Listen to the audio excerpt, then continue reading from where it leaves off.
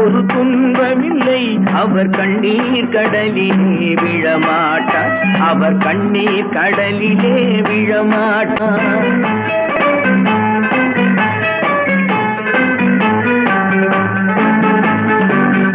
ஒரு தவறு செய்தால் அதை தெரிந்து செய்தால் அவன் தேவன் என்றாலும் விடமாட்டேன்.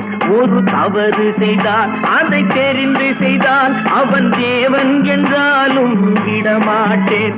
உடல் உழைக்கச் சொல்வேன், அதில் பிழைக்கச் சொல்வேன், அவர் உரிமை பொருள்களை தொடமாட்டேன். நான் ஆணையிட்டால் அது நடந்து விட்டால் இங்கு ஏழைகள் வேதனைப்பட